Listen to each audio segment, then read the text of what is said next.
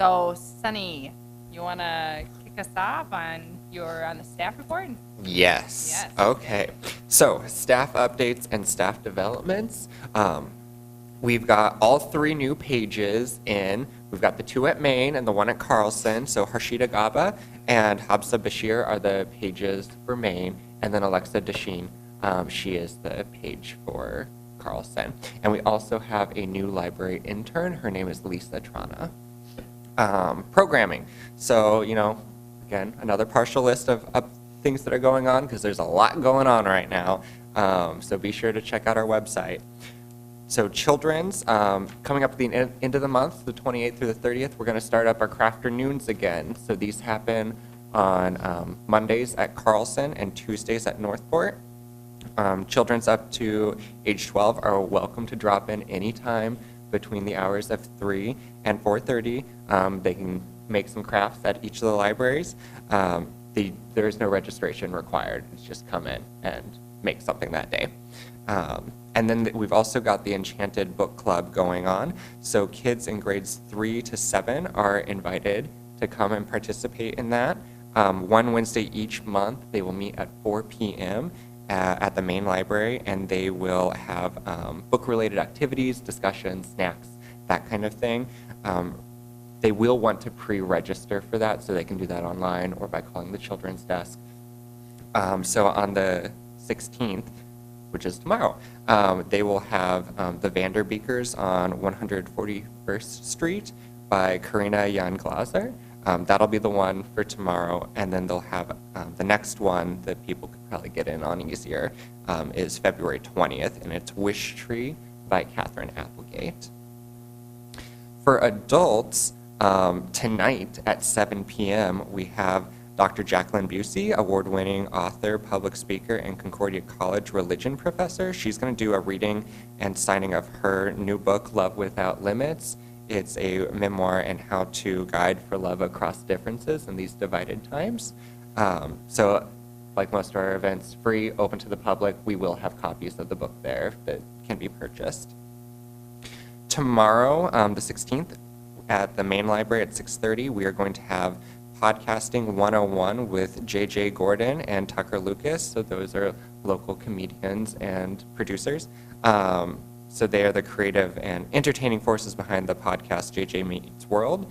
They are going to share some fundamentals of what makes a good podcast and the basic steps that you would want to take if you wanted to start your own. And no registration is required for that program. We also have another podcast program coming up after that. This one is for people who just love podcasts. That will be on the 22nd at the main library at 6:30. So if people want to talk about them, share them, get ideas, they're all welcome to come. I don't know if you listen to any podcasts. Yes. So, there's quite the variety. So pop on in. It'll be great. No registration is required for that either. And then on January 25th at the main library, we're going to have encore performances of Behind the Books, a library tour and murder mystery. These were so popular that we couldn't say no, and we're doing them again. So it's kind of, if you ever wonder what happens behind the scenes at a library, you should stop in and register it. Other than murders. Yes. You'll have to talk to Tim to get the footage for HR that. frowns on that. Yeah. So yeah, people should be ready to solve the mystery, and these events are for adults and teens 16 and older, and pre-registration is required. There's going to be, both sessions are in one night. The first one starts at 6 right when the library closes, and the next one is at 7:15 that same night. And then library-wide, I'm sure you guys are maybe aware that we have started our winter readathon. So that started on the 7th, and that runs through March 3rd, which is a Sunday. Readers of all ages can find their cold weather read during the Fargo Public Library's annual winter readathon. Participants can pick up a book log from any of our locations, or they can print them off online. There's a number of things that are going on for this. So pre-readers, they are going to track the titles of books and readers will track the time spent reading. They can complete the front and back of the book log. If they complete the front, they will get a prize, and if they finish the back as well, they will get a book as their second prize. Teens can turn in a completed book log to be entered into the grand prize drawing and get a free book. Adults will basically, runs the same as teen. Basically, they'll get a fancy FPL mug and get entered into the, I should have brought one to Vanna White it. They're pretty cool, I want one. And they will also get entered into the grand prize drawing. They can fill out as many of those that they want. Keep in mind they can only get the first prize once, but the other raffles just keep getting added in. This year specifically, we are doing a Food for Fines event. So people can bring in non-perishable food or unused toiletry items. And for each item donated, library patrons will receive up to $5 in fine forgiveness. This includes lost or damaged fees, but there are some exceptions to like no Red River collections, some other small things like that. In addition, so for every book log completed, so on top of your prizes, you'll also get the $5 on that until your fines are gone. So they can do that as well. All the food that are in toiletry items that we get are going to be donated to the Great Plains Food Bank, the Gladys Ray Shelter, and Youth Works of North Dakota. And then remember, children's items no longer accrue late fines. They're just lost and damaged fees. And then January 26th, we're going to have our board game blowout. So this was previously our board game night. That was more so for teens and adults, and now it's expanded to entire families because it's been so popular.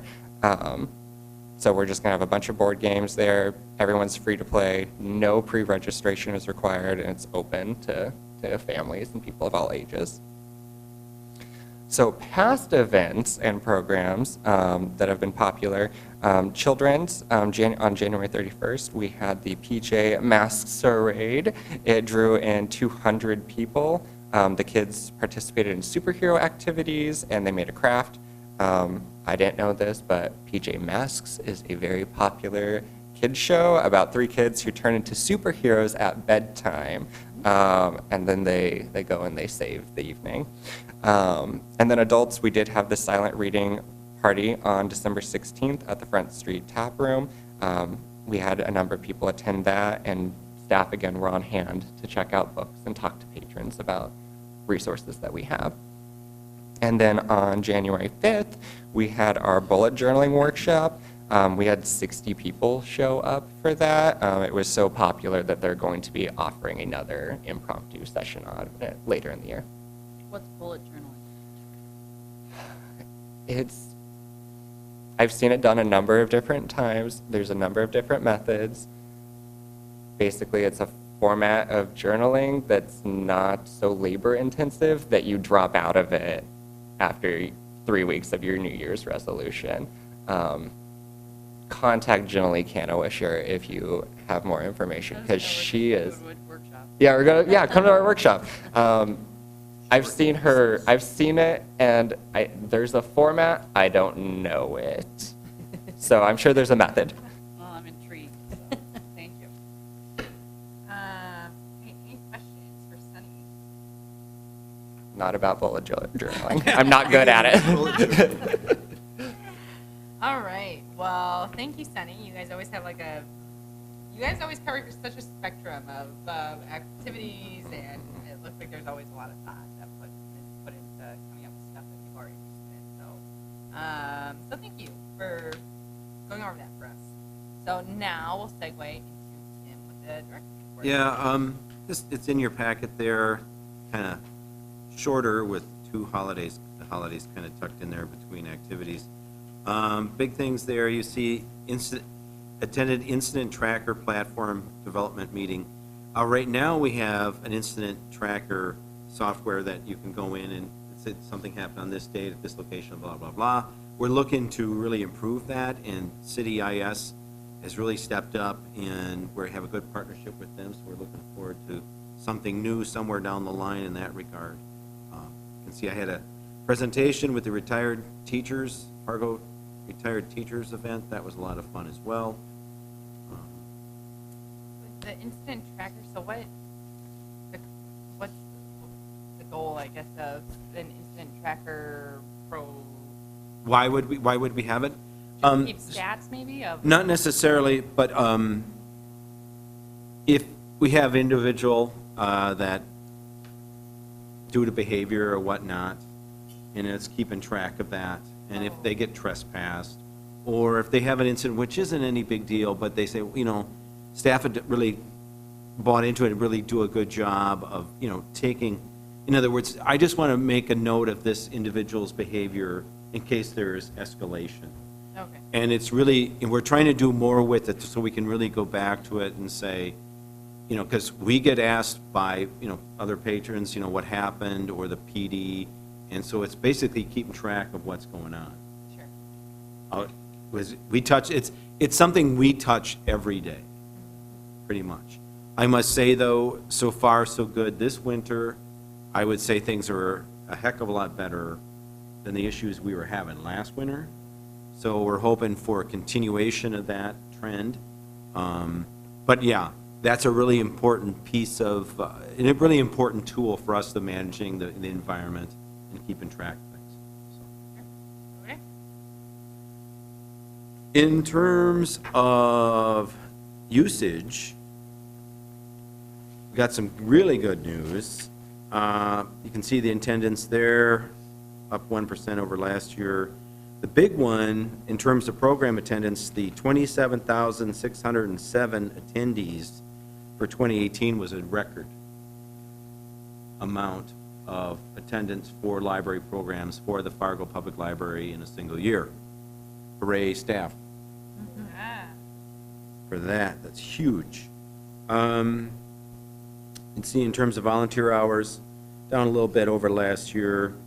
Internet sign up down a little bit than last year. Web page, it's an ongoing saga, and more discussions like I mentioned last time in regards to how we go forward with that. Another big number in terms of circulation, another record. The 1,026,953, that is the new record for a single year for circulation of circulable items from the Fargo Public Library. So it's huge. The exciting thing is that obviously there's growth in terms of e-content, but there was also like a 4+% increase on print items as well. And a lot of the driver there were children's items, and I think the reduction or the removal of overdue fines helped that, and that's certainly something that we wanted to do. Our children's books do what they're supposed to do when they're in the hands of children. And it's good to see that that's increased significantly, and we look forward as we go forward in terms of collections. And that's another big congratulations to the staff, the selectors, the tech services department, and all the work that goes in getting the stuff out and in and back on the shelf. And major, obviously mission central to what we are, and to see that kind of increase is exciting. Yes. Any questions for Tim so far? No. In terms of financials, looking at donations, we received $4 from an outreach patron. She was awfully excited to get that service, and it's very kind. And also $50 from another patron to buy children's books. On the expenditure side, $117 for Crafter Noons, which was from the Friends, and $187 for our staff holiday brunch, and that, of course, is from the Friends. So very many thanks to the Friends in that regard. In terms of overall budget through the end of 18, the first sheet is a fiscal year end estimate. Again, there's always the 13 period after the 12th month that needs to be tacked on. And that's an estimate of what the remainder would be. So Again, this is just an estimate of the $4.4 million budget. We're estimating just around $12,459 left. So I think we utilized what we had. And then revenue being just over 76,000 through the course of the year. That's what we got for that. That covers everything. In terms of usage and financials. Hey, any questions for Tim on that? I don't see any. Well, that's great. Sounds like a great year and It was a great year. usage, and our budget, we're on target, so it seems like checking all the boxes. So, okay, well then we'll move on to, well, we can't move on to the Friends of the Library report because there is no Friends of the Library person. I don't know, do we know who's going to be replacing Bob yet? Mary Beth Hegshead. Oh, great. Cute. Perfect. You can check out anytime you want, but you can never leave. Well, great. We look forward to that then when she comes.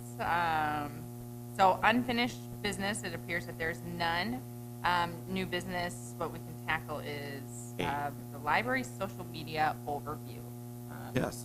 Per our discussion last time, per the website and that kind of thing, and kind of delving into the idea of what the library's presence is in terms of social media, Melissa Duncan, our community relations specialist, works ever so hard on our social media presence. She agreed to come and give us a brief overview of everything that she works on in terms of our social media.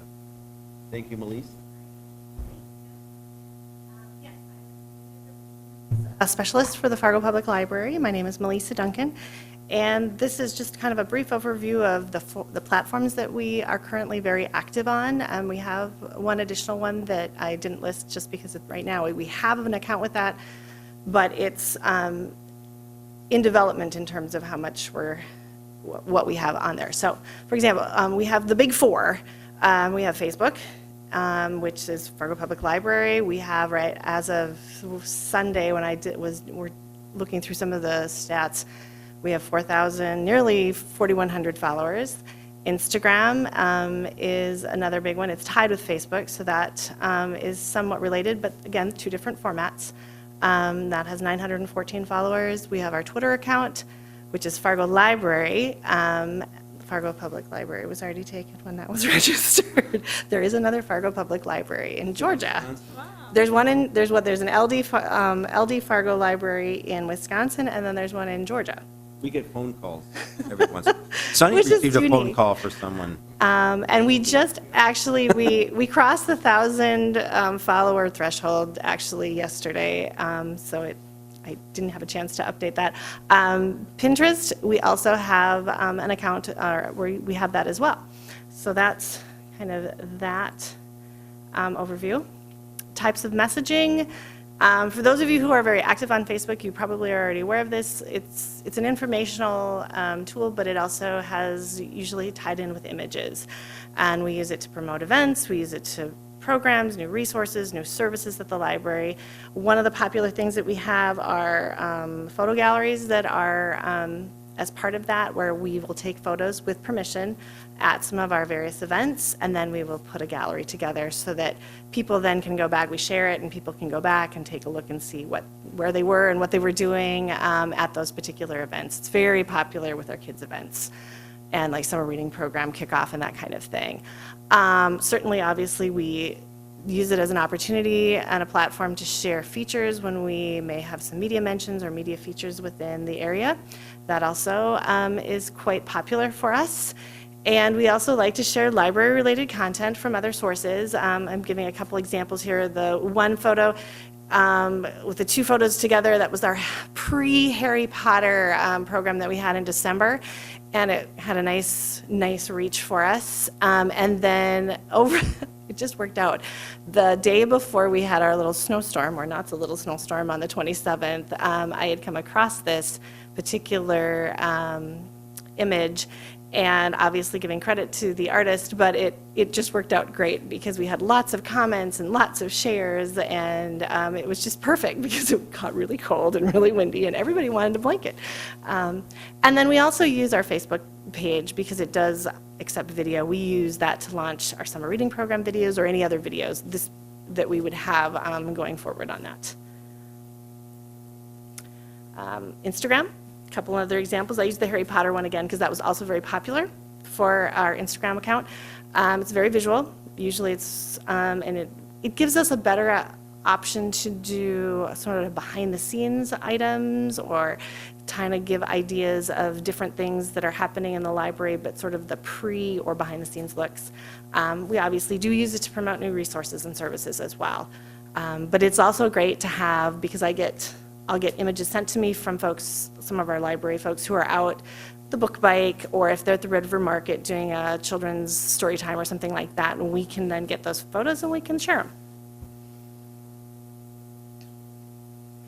Twitter is, again, something that it's very time sensitive and sort of timely in the sense that we use it a lot for obviously talking about upcoming programs within the next 2-3 days, sometimes the week, holiday announcements, if we have a particular, it's a great way to get out information if we have a storm closure early or something like that.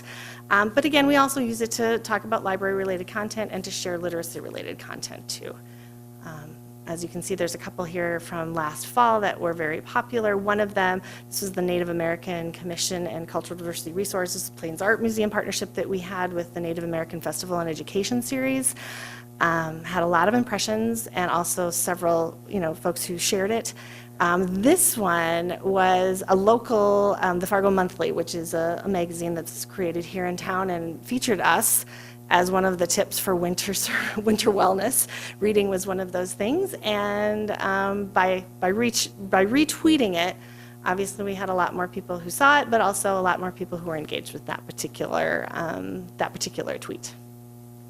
It's kind of nice when they increased it to 240 characters. I get a lot more options. Pinterest is also one of our formats. I would call this a little bit less. It's not as often that we post to it in the sense of it's kind of almost like an archive or a wish list or a way for, and I don't do as much with Pinterest. We have a couple other people on staff who do a lot more with it that create boards, but some of the popular ones, Crafternoons at Carlson as an example, that one is a popular board. We can post all the images of all the different crafts that they've either done in the past or they're thinking of doing upcoming, and then people can follow that and repin it. Same thing with Book Club in a Bag. It's a great way to be able to have a visual look of different titles and different things that we have going on, and people then get an idea of what we have within our collection. So what's next? Obviously, we're going to continue to use social media. It's certainly not going away. It doesn't replace our website. It doesn't replace our newsletters, but it works in tandem nicely with that to be able to share information about our collections, to let people who are card holders, but also hopefully we also want to reach those non-card holders to get them kind of invited into and welcome to the library and see what it has to offer them. So various things with that. We obviously are, one of the things we were discovering lately, bullet journaling is a good point to make, is that our bullet journaling post was really popular on our Facebook page, and we used it as an event. And tons of people shared, tons of people asked questions like, is it a formal thing? Is it there were all sorts of great questions. And it's a really great way to just tell our story, but also interact in an engaging and real sort of person-to-person way with anyone who has questions and that kind of thing about library programs or library collections or what have you. And so we're going to continue, obviously, with that. And we do think that it's driving some of our programming attendance, so we're excited about that too. And then we're going to continue to use social media to connect with our community. And we're continuing to kind of fine-tune the analytics with that because there's a ton of stuff. And, everything has a slightly different meaning, but we're discovering, when are the best times to post? How often are the best? Sometimes it works, and different times of the year reflect different times when it's more appropriate to post more often or less often, depending on. So, and that's what I've got. So if you have any questions, let me know. Nope. Thank you. That was fascinating. I think it's always interesting to hear about that kind of stuff from like a business perspective, because people are very in touch with social media on their own individual level. Here, it being used as a strategy to, engage with the community and everything is fascinating. Your presentation was very visually. You're a good person to be doing the social media. Thank you. Visually pleasing. Thank you. Okay, so it seems like there's no questions on that topic. Thanks for doing that. And Carlos never came, so we do not have a quorum, and so we can't cover the action items. So We'll bring them back next month. We'll bring back next month. So yes, we'll stay tuned for those listening. So no public for comment.